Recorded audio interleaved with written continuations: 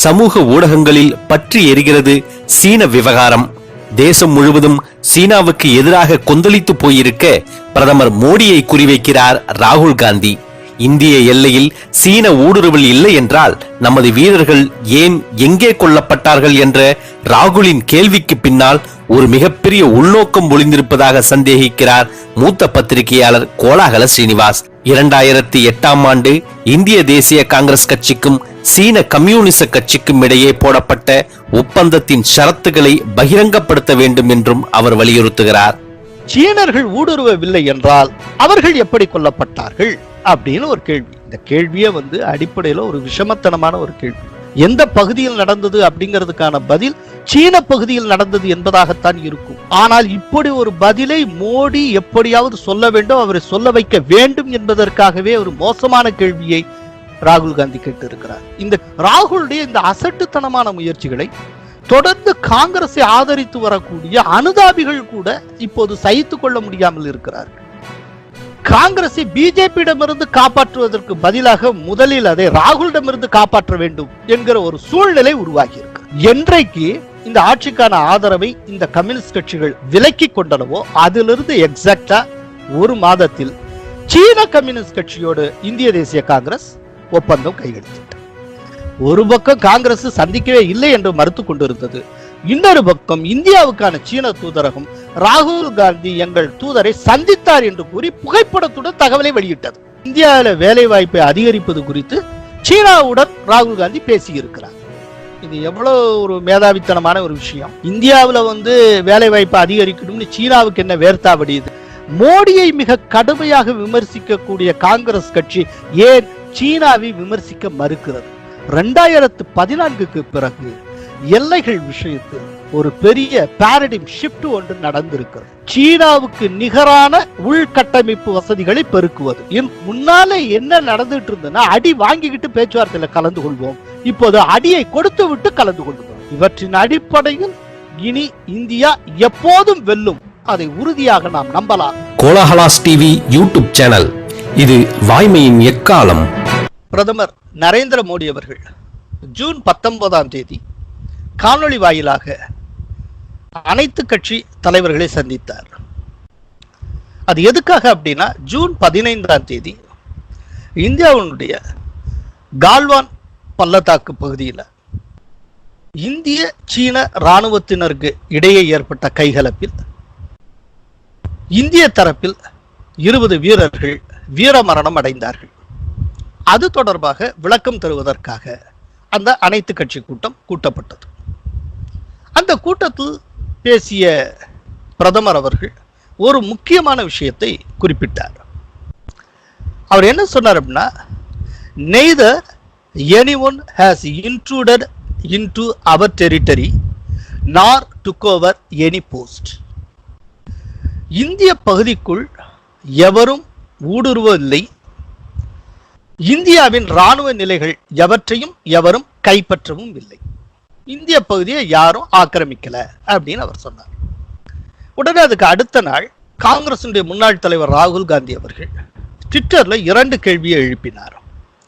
ஒன்னு, why were our soldiers killed? ஊடுருவலே நடக்கலைன்னா ஏன் நம்முடைய வீரர்கள் கொல்லப்பட்டார்கள்? இரண்டாவது கேள்வி, where were they killed? அவர்கள் எங்கே கொல்லப்பட்டார்கள்? இந்த 2 கேள்வியை அவர் எழுப்பினார். இந்த கேள்வி தொடர்பாக அலசுவதற்கு முன்பாக இந்த இரு நாட்டினுடைய எல்லை பகுதியை பற்றி நாம் புரிந்து கொள்ள வேண்டும். இந்தியாவுக்கும் சீனாவுக்கும் இடையே இருக்கக்கூடிய கிட்டத்தட்ட ஒரு 4000 கிலோமீட்டர் நீளமுள்ள அசல் கட்டுப்பாட்டு கோடு என்பது பெருமளவு வரையறுக்கப்படாத ஒரு கோடு, அன்டிமார்க்கேட்டட் லைன். இந்தியாவுக்கும் மற்ற நாடுகளுக்கு இடையில இருக்க எல்லை பெரும்பாலும் தெளிவாக வரையறுக்கப்பட்டிருக்கிறது. ஆனால் சீனாவுக்கு நமக்கு இடையில இருக்க எல்லை பெருமளவு வரையறுக்கப்படவில்லை. காரணம், அந்த டெரைன் அப்படி. என்னன்னா, மலை இருக்கும், கணவாய் இருக்கும், ஆறு இருக்கும், அருவி இருக்கும், ஏரி இருக்கும். இப்படியாக இதன் நடுவாக ஒரு லைனை நீங்க போடுவதே மிக கடினம். அதுல இந்த லைன்ல பெருமளவு பகுதி மக்களே வசிக்காத பகுதிகள் தான். அந்த மாதிரியான காட்டு பகுதி ஜாஸ்தி. எனவே இன்னமும் அது வரையறுக்கப்படல. ஒரு 70 ஆண்டு காலமாக வரையறுக்கப்படாமல் இருப்பதற்கு இது ஒரு முக்கிய காரணம். இதுல சமவெளி பகுதி, பள்ளத்தாக்கு, ஓரளவு மனித நடமாட்டம் சாத்தியமாகக்கூடிய இடங்கள்ல என்ன விதமாக ஒப்புக்கொள்ளப்பட்டு இருக்கிறது அப்படின்னா, லைன் ஆஃப் ஆக்சுவல் கண்ட்ரோல் எங்க போகுதோ அதுக்கு இரண்டு புறமும், லைன் ஆஃப் ஆக்சுவல் கண்ட்ரோல் இருந்து இந்த பக்கம் சரி இந்த பக்கமும் சரி, ஒரு 2.5 to 3 கிலோமீட்டர் வரைக்குமான பகுதி ஆளில்லா பகுதியாக இருக்க வேண்டும். அதாவது நோ மேன் ஜோன். இதை இன்னொரு விதமா எப்படி சொல்லுவாங்கன்னா பஃபர் ஜோன் அப்படின்னு சொல்லுவாங்க. அதற்கு பிறகு இந்த 3 கிலோமீட்டருக்கு அந்த பக்கத்துல ஒரு ரிட்ஜ் லைன் ஒன்று இருக்கும், அதாவது வரம்பு கோடுன்னு சொல்லலாம். அதே போல இந்த பக்கமும் ஒரு ரிட்ஜ் லைன். இந்த ரிட்ஜ் லைன்ல தான் அந்தந்த படைகள் இருக்க வேண்டும். இப்ப லைன் ஆஃப் ஆக்சுவல் கண்ட்ரோலுக்கு உட்பட்ட அந்த இந்திய பகுதியில் ரிட்ஜ் லைனை தாண்டித்தான் இந்திய படை இருக்க வேண்டும். அதே போல அந்த ரிட்ஜ் லைனை தாண்டித்தான் சீன படை இருக்க வேண்டும். அப்படின்னா இப்போ இங்க என்டையர் இந்த ஸ்ட்ரக்சரை கொஞ்சம் நீங்க மைண்டு கொண்டு வாங்க. எப்படின்னா ரிட்ஜ் லைனுக்கு அப்புறம் அந்த நாட்டினருக்குரிய ஒரு நோமேன் ஜோன், அதுக்கப்புறம் லைன் ஆஃப் கண்ட்ரோல், அப்புறம் திரும்ப ஒரு நோமேன் ஜோன், அதுக்கப்புறம் ஒரு ரிட்ஜ் லைன். இப்ப என்ன நடந்தது இந்த 15ஆம் தேதி அப்படின்னா, சீன துருப்புகள் அவங்களுடைய ரிட்ஜ் லைன்ல இருக்கணும். ஆனால் இருக்க வேண்டிய சீன துருப்புகள் அந்த ரிட்ஜ் லைன்ல இருந்து லைன் ஆஃப் ஆக்சுவல் கண்ட்ரோலை நோக்கி வந்தார்கள்.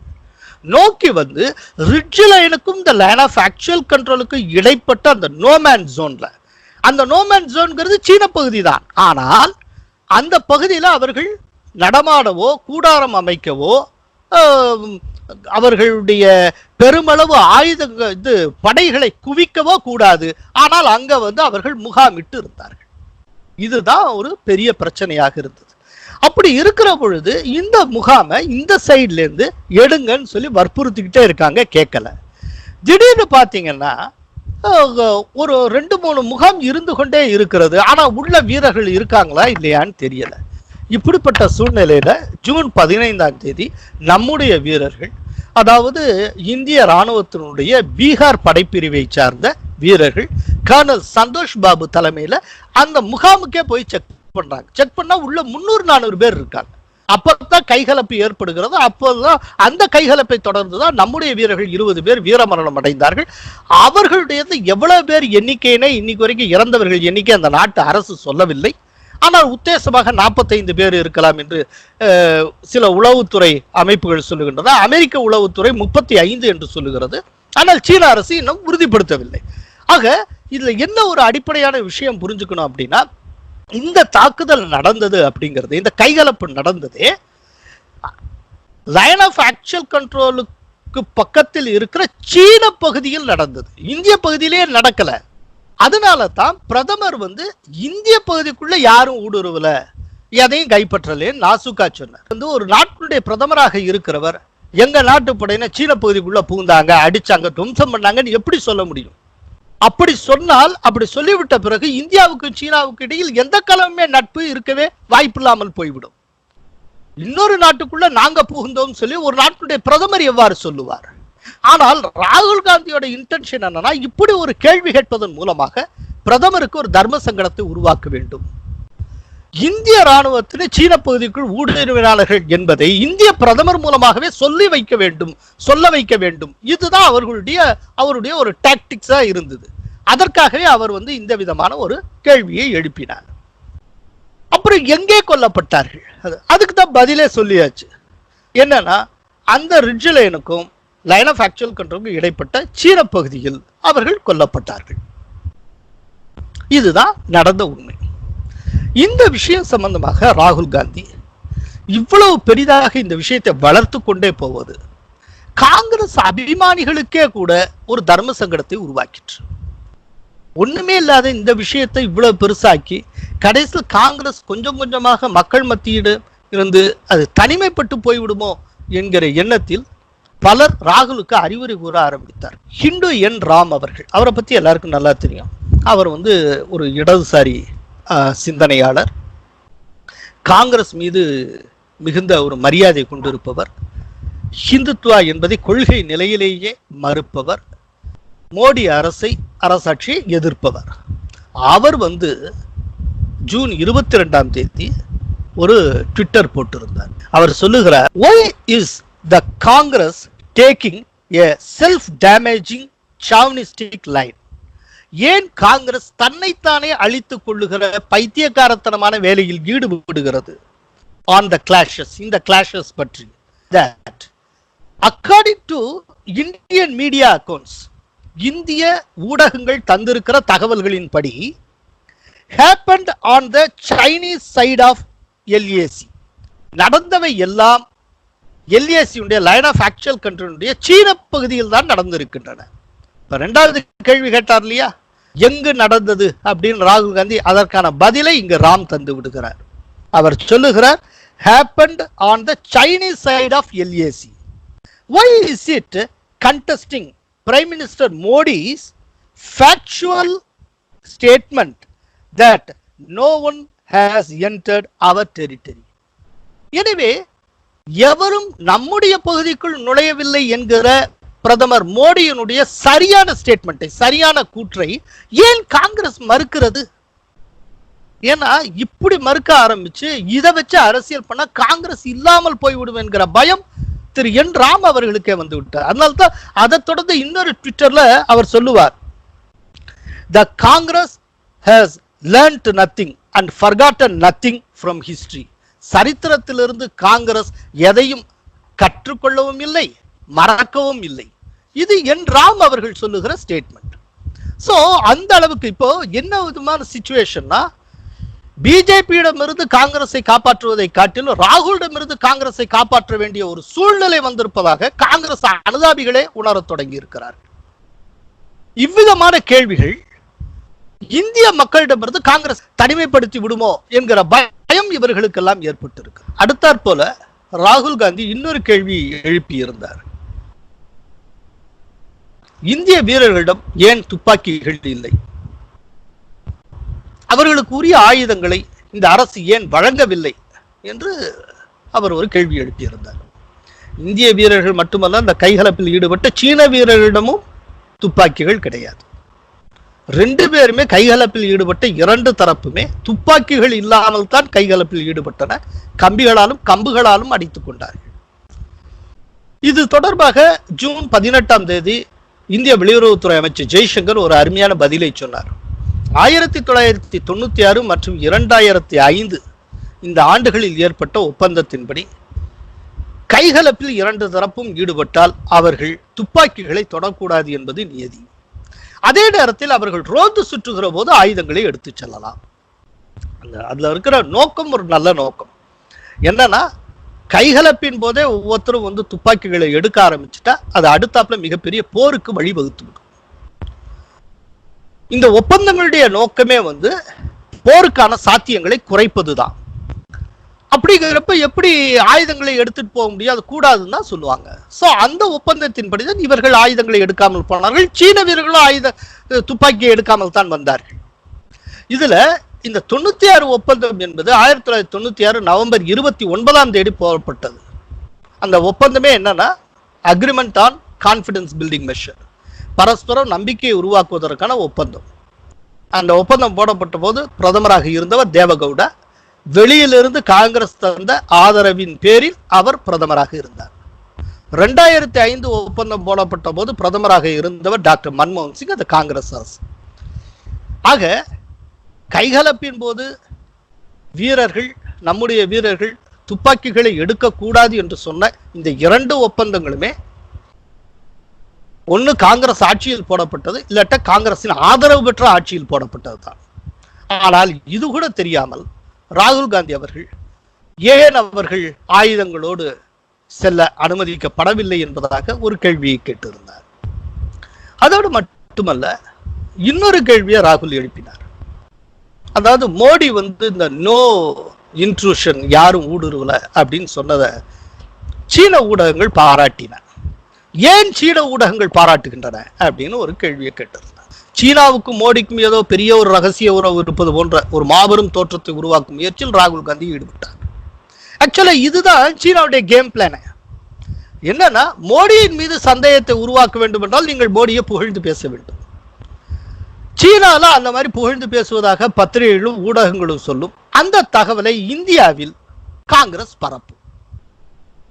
இது வந்து சீனாவுக்கும் காங்கிரசுக்கும் இடையில் இருக்கக்கூடிய ஒரு சந்தேகத்திற்குரிய நெக்சஸ் என்று சொல்லலாம். நடந்த இந்த மோதல் தொடர்பாக மோடி அரசை மட்டுமே குற்றம் சொல்லிக் கொண்டிருக்கக்கூடிய காங்கிரஸ் ஏன் சீனாவை கண்டிக்க மறுக்கிறது? அதுக்கு என்ன காரணம்? இதை நிரூபிக்கிற விதத்துல ஜூன் 21ஆம் தேதி அதிரடியாக ராம் ஜெத்மலானியுடைய மகன் மகேஷ் ஜெத்மலானி ஒரு ட்விட்டர் ஒன்று வெளியிட்டிருந்தார். 2008 ஆகஸ்ட் 7ஆம் தேதி இந்திய தேசிய காங்கிரசும் சீன கம்யூனிஸ்ட் கட்சிக்கும் இடையில் பெய்ஜிங்கில் ஓர் ஒப்பந்தம் கையெழுத்தானது என்கிற உண்மையை அவர் போட்டோவோடு போட்டுடைத்தார். அந்த ஒப்பந்தத்துல ராகுல் காந்தி கையெழுத்திடுகிற மாதிரி ஒரு போட்டோ. அந்த ராகுல் காந்திக்கு பின்னால சோனியா காந்தி தன்னுடைய மகனை பெருமிதத்தோடு பார்த்து கொண்டிருக்கிறார். ஆனந்த் சர்மா பக்கத்தில் இருக்கிறார். இப்போதைய சீன அதிபர் ஜி ஜின்பிங் அங்கே இருக்கிறார். இந்த படத்தை அவர் போட்டு இந்த ஒப்பந்தத்தில் என்ன எழுதப்பட்டிருக்கிறது, இந்திய தேசிய நலனுக்கு எதிரான ஷரத்துக்கள் இந்த ஒப்பந்தத்தில் இருக்கின்றனவா, இது குறித்து NIA விசாரணை நடத்த வேண்டும். அதாவது நேஷனல் இன்வெஸ்டிகேட்டிவ் ஏஜென்சி, தேசிய புலனாய்வு முகமை இது குறித்து விசாரணை நடத்த வேண்டும் என்று அவர் கோரிக்கை விடுத்திருந்தார். இந்த ஒப்பந்தம் ஆக்சுவலா பெய்ஜிங்ல போடப்பட்டது. 2008 ஆகஸ்ட் 7ஆம் தேதி போடப்பட்டது. இதுல காங்கிரஸ் சார்பில் கையெழுத்து போட்டவர் அன்றைய பொதுச் செயலாளராக இருந்த ராகுல் காந்தி அவர்கள். சீன கம்யூனிஸ்ட் கட்சியின் சார்பில் அன்று சீனாவுடைய துணை அதிபராகவும் சீன கம்யூனிஸ்ட் கட்சியுடைய பொலிட் பியூரோவுடைய நிலைக்குழு உறுப்பினராகவும் இருந்த ஜி ஜின்பிங் அவர்கள் கையெழுத்து போட்டார்கள். இந்த அக்ரிமெண்ட்ல என்ன ஷரத்து இருக்கு, என்னென்ன விஷயங்கள் சொல்லப்பட்டு இருக்கிறது, இது யாருக்கும் தெரியாது. இந்த ஒப்பந்தம் போடப்பட்டது 2008, இன்னைக்கு 2020, 12 ஆண்டுகள் ஆகிவிட்டன. இந்த 12 ஆண்டுகளில் இந்த ஒப்பந்தம் எதை பற்றியது, என்ன விஷயம் சொல்லப்பட்டிருக்கிறது என்பது பற்றிய தகவல்கள் வெளிப்படையாக பகிரப்படவே இல்லை. காங்கிரசுக்கென்று தனியாக ஒரு வெப்சைட்டே இருக்கு. அந்த வெப்சைட்ல கூட அது போடல. காங்கிரஸ் தொண்டர்களுக்கே அதுக்குள் இருக்கிற விஷயங்கள் என்னவென்று தெரியாது. டிரான்ஸ்பரன்சி, வெளிப்படைத்தன்மை பற்றி ஊருக்கும் உலகுக்கும் அறிவுரை சொல்லுபவர்கள் இந்த ஒப்பந்தத்தை இன்றைக்கு வரைக்கும் பகிரங்கப்படுத்தவே இல்லை. ஆனால் இந்த ஒப்பந்தம் போடப்பட்ட காலகட்டம், அந்த கான்டெக்ஸ்டை வச்சு சில யூகங்களுக்கு நாம் முன் வர முடியும். அது என்ன அப்படின்னா, 2008 ஜூலை 8ஆம் தேதி டாக்டர் மன்மோகன் சிங்கினுடைய அரசு அமெரிக்காவுடன் அணுசக்தி தொடர்பாக 123 அக்ரிமெண்டில் கையெழுத்திட்டது என்கிற காரணத்தை காட்டி இங்கு இருக்கக்கூடிய 4 கம்யூனிஸ்ட் கட்சிகள் மன்மோகன் சிங் அரசுக்கு வெளியில் இருந்து தந்த ஆதரவை விலக்கி கொண்டன. இது நடந்தது 2008 ஜூலை 8ஆம் தேதி. அதனால் அந்த அரசே கவிழக்கூடிய ஒரு சூழ்நிலை ஏற்பட்டது. அப்போது முலாயம் சிங் யாதவ் தன்னுடைய ஆதரவை கொடுத்து அந்த அரசை காப்பாற்றினார். ஆக எப்போ இந்த ஆட்சி கவிழ்ப்பு முயற்சி நடந்ததோ அதுக்கு இம்மீடியட்டா ஒரு மாசத்துல ஜூலை 8ஆம் தேதி கம்யூனிஸ்டுகள் தங்களுடைய ஆதரவை வித்ரா பண்றாங்க. ஆகஸ்ட் 7ஆம் தேதி சீனாவில் இந்திய தேசிய காங்கிரசுக்கும் சீன கம்யூனிஸ்ட் கட்சிக்கும் இடையில் கையெழுத்து போடப்படுகிறது. இரண்டுக்கு இடையில ஒரு ஒப்பந்தம் போடப்படுகிறது. அப்படின்னா இது என்னவா இருக்கும்? காங்கிரஸ் ஆட்சி அமைக்க முடியாமல் போகிற பட்சத்தில், காங்கிரசுக்கு முழு பெரும்பான்மை இல்லாத பட்சத்தில் இங்க இருக்கக்கூடிய கம்யூனிஸ்டுகளின் ஆதரவை கோருவதற்கு இந்த ஒப்பந்தம் போடப்பட்டிருக்கலாம். இதுக்கு இங்க இருக்கிற கம்யூனிஸ்ட் கட்சிகளுடைய கூட அவங்க ஒப்பந்தம் போட்டிருக்கலாம். ஆனா தெரிய வேண்டாம் நினைச்சிருக்கலாம். இன்னொன்னு, இங்க இருக்கிற கம்யூனிஸ்ட் கட்சிகள் அத்தனைக்குமே எஜமானன் சீனா என்கின்ற காரணத்தால் சீனாவுடனேயே நேரடியாக ஒப்பந்தம் போட்டு விட்டால் அது இங்க இருக்கிற கம்யூனிஸ்டுகளை கட்டுப்படுத்தும் என்பதாக அவர்கள் நினைத்திருக்கலாம். எப்படி வேண்டுமானாலும் யூகித்துக் கொள்ளலாம். இங்க நான் யூகிக்கிறத பத்தியே பேசுறதுக்கு காரணம், காங்கிரஸ் கட்சி இன்றைக்கு வரை அந்த ஒப்பந்தத்தை பகிரங்கப்படுத்தவில்லை. எனவே நான் யூகிக்கிறேன், பகிரங்கப்படுத்தி இருந்தால் அந்த ஒப்பந்தத்தை படிச்சு விட்டு பேசியிருப்பேன். காங்கிரசுக்கும் சீனாவுக்கும் இடையில் ஒரு சந்தேகத்துக்குரிய ஒரு உறவு தொடர்ந்து இருந்து வந்திருக்கிறது. 2017 ஜூன் 16ஆம் தேதியிலிருந்து ஆகஸ்ட் 28 வரை 73 நாட்கள் டோக்லாம் ஸ்டாண்ட் ஆஃப் இருந்தது. பூட்டானுடைய எல்லையில் சீன படைகள் தன்னுடைய படைகளை நிறுத்தி வைத்திருந்தன. அதற்கு எதிர்த்தாப்புல நம்முடைய படை வீரர்கள் நேருக்கு நேரம் நின்றுகிட்டு இருக்காங்க. 73 டேஸ் ஸ்டாண்ட் ஆஃப். அது அப்படிப்பட்ட சூழ்நிலையில் ராகுல் காந்தி திடீரென்று சீன தூதரை ரகசியமாக சந்திக்கிறார். அப்ப இருந்த சீன தூதர் லுவோ ஜோவோ ஹூ என்பவர். அவரை சந்தித்து நைட்டு டின்னர் அவரோடு சாப்பிடுகிறார். இது யாருக்கும் தெரியாமல் ரகசியமாக நடந்த சந்தி. இது எப்படியோ ஊடகங்கள்ல லீக் ஆகுது. அடுத்த நாள் காங்கிரசுடைய செய்தி தொடர்பாளர் சுர்ஜேவாலா சொன்னார், அப்படி எந்த சந்திப்பும் நடக்கவில்லை. மோடியின் அரசு ஊடகங்கள் மூலமாக இப்படி ஒரு பொய்யை திட்டமிட்டு பரப்புகிறது அப்படின்னு சொல்லிட்டு அந்த ஒளிபரப்பிய சேனல்ஸ் கிண்டலா மோடி பக்தி சேனல்ஸ் அப்படின்னார். அதாவது மோடியினுடைய பக்தி சேனல்கள் அப்படின்னு சொன்னார். வெளிப்படையாகவே நியூஸ் 18 சேனலுடைய பெயரையும் அவர் குறிப்பிட்டார். இவ்வளவும் நடந்தது.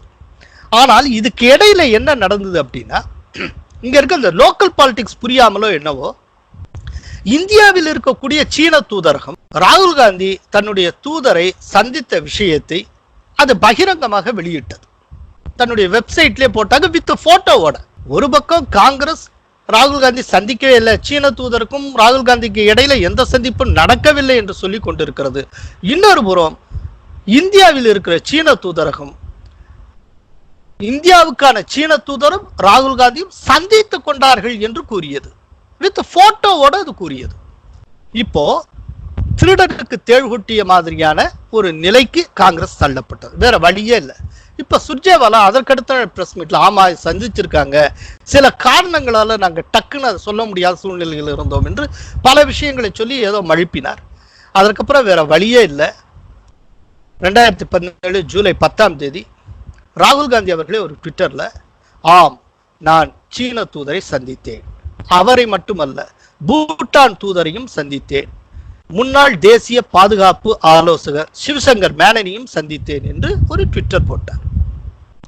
இப்ப நமக்கு என்ன ஒரு அடிப்படையான கேள்வினா, இவர் சந்திச்சதை யாரும் கேள்வி கேட்கல, ஆனால் சந்தித்ததை ஏன் மறைக்க வேண்டும், அது ரகசியமாக இருக்க வேண்டும் என்று ஏன் காங்கிரஸ் முதலில் ஆசைப்பட்டது?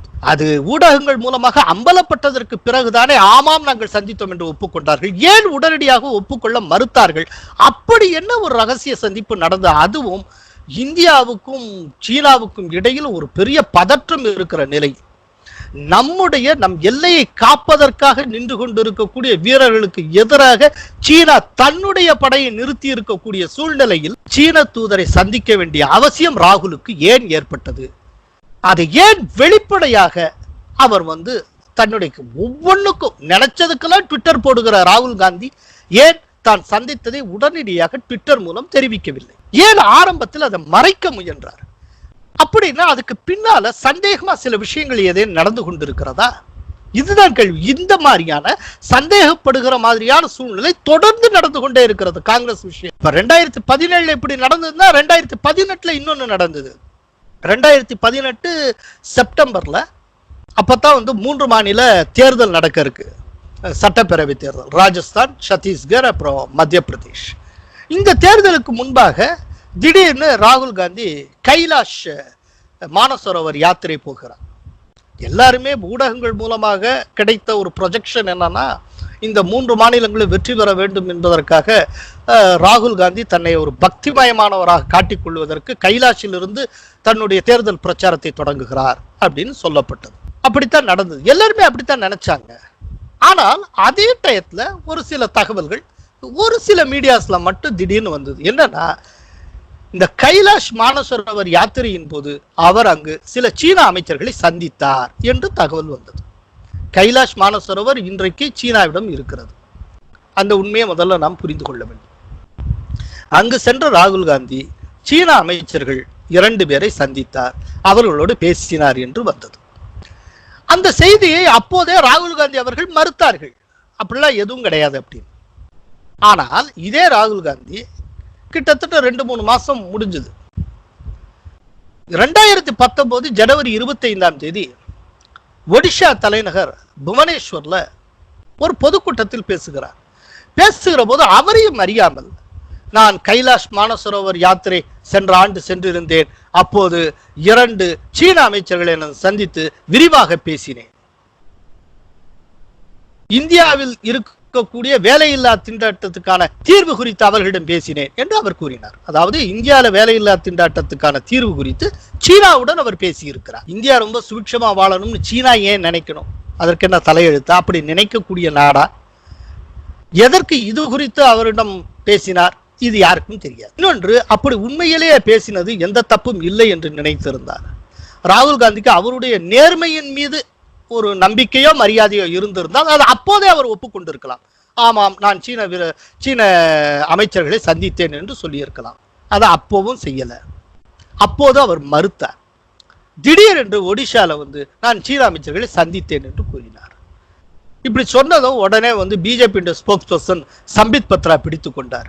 அப்படின்னா நீங்க ஏன் முதல்ல மறுத்தீங்க? செய்தி வந்ததுல அப்பவே ஏன் ஒப்புக்கொள்ள வேண்டியதானே, ஏன் மறுத்தீர்கள்? இன்னொன்று, நீங்கள் ஒரு முக்கியமான பொறுப்பில் இருக்கிறீர்கள். வெளிநாட்டை சேர்ந்த ஒரு சில அமைச்சர்களை நீங்கள் சந்தித்தால் புரோட்டோகால் படி அது பற்றிய தகவலை இந்திய வெளியுறவுத்துறைக்கு நீங்கள் தெரிவிக்க வேண்டுமா இல்லையா? நீங்கள் பேசிய விவரங்களையும் தெரிவிக்க வேண்டுமா இல்லையா? இதுவரைக்கும் அவ்வாறு செய்யவில்லையே, அது ஏன் என்று அவர் கேள்வி கேட்டார். இதற்கு இடையில ஒரே ஒரு சின்ன சமாச்சாரம் என்ன நடந்தது அப்படின்னா, இந்தியாவில் இருக்கிற சீன தூதரகத்தின் மூலமா வெளியுறவுத்துறைக்கு ஒரு கடிதம் ஒன்று அந்த டயத்துல வந்தது. அதுல என்னன்னா, கைலாஷ் மானசரோவருக்கு ராகுல் காந்தி வருகிறார், அவர் முக்கியமான ஒரு தலைவர். அதனால அவர் வந்துட்டு திரும்புறப்போ அவருக்கு செரிமோனியல் சென்ட் ஆஃப் ஒன்று நாங்கள் கொடுக்கணும்னு ஆசைப்படுகிறோம். அதாவது ஒரு அதிகாரபூர்வ பிரிவு விசாரணை நிகழ்ச்சி ஒன்றை நாங்கள் நடத்த வேண்டும் என்று ஆசைப்படுகிறோம் என்று அதில் தெரிவிக்கப்பட்டிருந்தது. அதற்கு இந்திய அரசு ஓகே செய்திருந்தது. சரி, பண்ணிக்கொள்ளுங்கள் என்று சொல்லியிருந்தார். ஆனால் அந்த கடிதத்திலும் எங்களுடைய அமைச்சர்கள் சிலர் ராகுலை சந்திப்பார்கள் என்று குறிப்பிடவில்லை. இந்த கடிதத்தில் எதுவும் இல்லை. ராகுலும் தான் சந்தித்ததை சொல்லவும் இல்லை. இப்ப வரைக்கும் அவர்கள் ஏன் சந்தித்தார்கள், என்ன பேசினார்கள் யாருக்குமே தெரியாது. ஜூன் 11 காங்கிரசுடைய லோக்சபா தலைவர், மக்களவை தலைவர் அதிர் ரஞ்சன் சௌத்ரி அவர்கள் ஒரு ட்விட்டர் ஒன்றை வெளியிட்டார். அதுல அவர் என்ன சொல்லியிருந்தார்னா, சீனா என்கிற விஷப்பாம்பின் நச்சு பற்களை இந்திய வீரர்கள் பிடுங்கி எறிவார்கள். சீனாவின் ஆக்கிரமிப்பிலிருந்து விடுபட துடிக்கும் தைவானை ஒரு சுதந்திர நாடாக இந்தியா விரைந்து அறிவிக்க வேண்டும். இதை அவரை ட்விட்டர்ல வெளியிட்டிருந்தார்.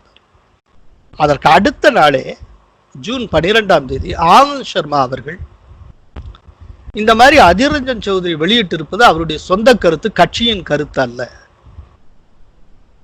அண்டை நாடான சீனாவுடன் நாம் இந்த விதமான உறவுகளை மேற்கொள்ளக்கூடாது, நாம் அதிரடியாக நடந்து கொள்ளக்கூடாது, இது தவறான ஒரு விஷயமாகும் என்று அவர் கூறினார்.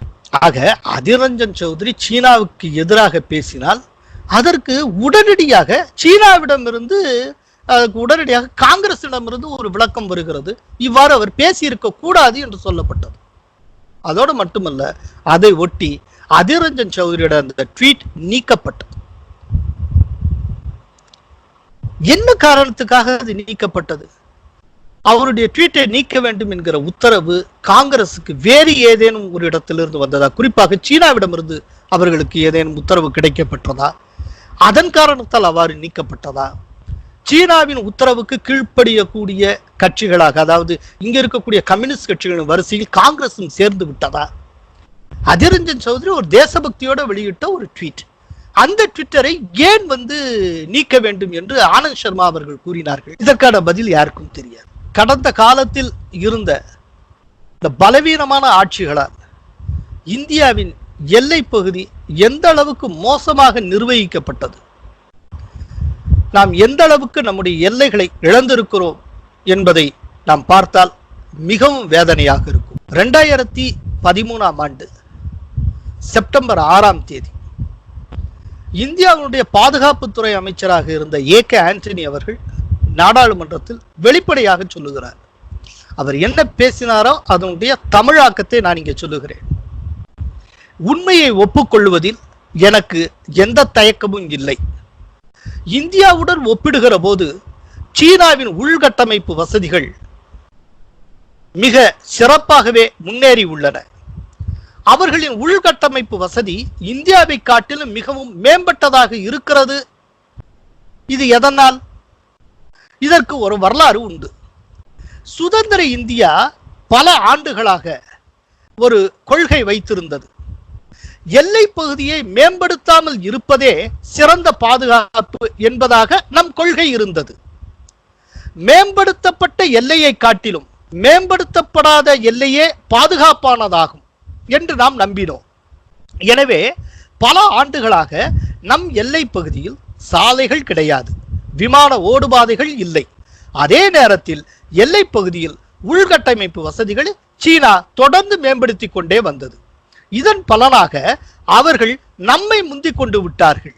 எனவே நம்மோடு ஒப்பிடுகிற போது உள்கட்டமைப்பிலும் சரி வல்லமையிலும் சரி சீனா நம்மை முந்திக் கொண்டு விட்டது. இதை நான் ஒப்புக்கொள்ளுகிறேன். இது சரித்திரத்தின் ஒரு பகுதி. It's a part of history. கடைசியா சொல்லி முடிக்கிறார் ஏகே ஆண்டனி அவர்களுடைய ஒப்புதல் வாக்குமூலம். சுதந்திர காலத்துல நாங்க இப்படி ஒரு கொள்கை வச்சிருந்தோம். எல்லையை மேம்படுத்தாமல் இருக்கிறதே பாதுகாப்புன்னு நாங்க நம்பினோம். சுதந்திரம் அடைஞ்ச காலத்துல யார் இந்த நாட்டை ஆண்டா? இந்த தேசம் சுதந்திரம் அடைந்த இந்த 73 ஆண்டுகளில் 55 ஆண்டுகள் காங்கிரசுடைய நேரடி ஆட்சி நடந்தது. அந்த 55 ஆண்டுகளில் 38 ஆண்டுகள் ஒரு குடும்பத்தின் ஆட்சியாக இருந்தது. அப்படி என்றால் இந்த அளவிற்கு நாம் போனதுக்கு யார் பொறுப்பேற்க வேண்டும்? இந்த விதமாகத்தான் நாம் எல்லையை கோட்டை விட்டோம். 2013 டாக்டர் மன்மோகன் சிங் அவர்கள் பிரதமராக இருக்கிற போது நேஷனல் செக்யூரிட்டி அட்வைசரி கவுன்சிலுடைய சேர்மன் ஷியாம் சரண் அவர்கள், அவர் வெளியுறவுத்துறையினுடைய முன்னாள் செயலர் வேற, அவர் லடாக்குக்கு பயணம் மேற்கொள்ளுகிறார். அதிகாரபூர்வ பயணம். போய் பார்த்தா அங்க அவர் ஷாக் ஆறாரு. என்னன்னா அங்க லைன் ஆஃப் ஆக்சுவல் கண்ட்ரோல்லையே சீனா மாற்றி அமைத்து இருக்கிறது. நம்முடைய பகுதியில் 640 சதுர கிலோமீட்டர் நிலப்பகுதியை அது பிடித்து வைத்துக் கொண்டிருக்கிறது. அதனுடைய கட்டுப்பாட்டில் இருக்கிறது. இதை கவனித்து 2013 ஷியாம் சரண் அவர்கள் ஒரு அறிக்கையாக டாக்டர் மன்மோகன் சிங்கிடம் வழங்கினார். ஆக மன்மோகன் சிங் காலத்துல 640 சதுர ஸ்கொயர் கிலோமீட்டர் பரப்ப நாம் சீனாவிடம் இழந்திருக்கிறோம். அதற்கு முன்னால் நேருவினுடைய காலத்தில் 1962 நடந்த பாகிஸ்தான் ஆக்கிரமிப்பு போரின் காரணமாக அக்சாய் சீன் பகுதியை நாம் இழந்தோம். அந்த அக்சாய் சீன் பகுதியுடைய மொத்த பரப்பளவு எவ்வளவுனா 38,000 சதுர கிலோமீட்டர். ஆக இவ்வளவு நிலப்பகுதிகள் ஏன் இழந்திருக்கோம்னா நம்ம எல்லையை எப்படி நிர்வகிச்சோம் அதை பார்த்தா தெரிஞ்சிடும் ஏன் இழந்தோம்னு. அதைத்தான் ஏகே ஆண்டனி ரொம்ப புட்டு வைக்கிறார். ஆனால் இப்போது ஒரு பெரிய பாரடைம் ஷிஃப்ட் நடந்திருக்கிறது. இந்த பாரடைம் ஷிஃப்ட்டை தமிழ்ல கருத்து நிலை மாற்றம்னு சொல்லலாம். அது என்ன அப்படின்னா, இந்திய சீன எல்லை பகுதிகளில் உள்கட்டமைப்பு வசதிகளை விரிவுபடுத்துவது, வேகமாக நிறைவேற்றுவது. இப்பவே பார்த்தீங்கன்னா இவ்வளவு கலைவரத்துக்கு மத்தியில் மத்திய அரசு அந்த இந்திய சீன எல்லை பகுதியில் 32 திட்டங்களை, உள்கட்டமைப்பு திட்டங்களை விரைவுபடுத்துவது என்று முடிவெடுத்திருக்கிறது. ஆல்ரெடி ஜார்க்கண்டை சேர்ந்த 10,000 தொழிலாளர்கள் அந்த பணியில் ஈடுபட்டு வருகிறார்கள். அந்த அளவுக்கு அது மேம்படுத்தி இருக்கிறது. இந்த இப்போ இருக்க பிரசன்ட் கவர்மெண்ட் வந்ததுலேருந்து 2014 இப்போ வரைக்கும் 4764 கிலோமீட்டர் அளவுக்கு இந்திய சீன எல்லை பகுதியில் சாலை போடப்பட்டிருக்கிறது. ஆக இது ஒரு பெரிய ஒரு மாற்றம். இரண்டாவது, திருப்பி அடிப்பது என்கிற முடிவுக்கு, நாம் அந்த துணிச்சலான முடிவுக்கு இந்தியா வந்திருக்கிறது. பேச்சுவார்த்தைன்னு ஒன்று நடக்கும், அது நடந்துகிட்டே இருக்கும். அது ஒரு தனி மெக்கானிசம், டயலாக் அப்படிங்கிறது 2 நாட்டுக்கு இடையில இருக்கக்கூடியது. ஆனால் ஒரே ஒரு வித்தியாசம் என்னன்னா, திருப்பி அடித்து விட்டு பேச்சுவார்த்தையில் போய் ஈடுபடுவது. அப்போ பேச்சுவார்த்தையில் நம்முடைய கை ஓங்கும். முன்னால என்னன்னா, நம்ம அடியை வாங்கிட்டு பேச்சுவார்த்தைக்கு போவோம், இப்போ அடியை கொடுத்துட்டு நாம் போகிறோம்.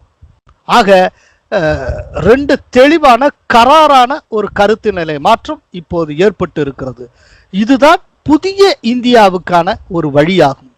இந்தியா வெல்லும், வெற்றி பெற்றே தீரும் என்பதற்கான அறிகுறிகள் தொடங்கிவிட்டன. நன்றி, வணக்கம். அரசியல், ஆன்மீகம், இலக்கியம், சமூகம் தொடர்பாக மூத்த பத்திரிகையாளர் கோலாகல ஸ்ரீனிவாஸ் வழங்கும் திறனாய்வு அலசல்களை தெரிந்து கொள்ள கோலாகலாஸ் டிவியை சப்ஸ்கிரைப் செய்யுங்கள்.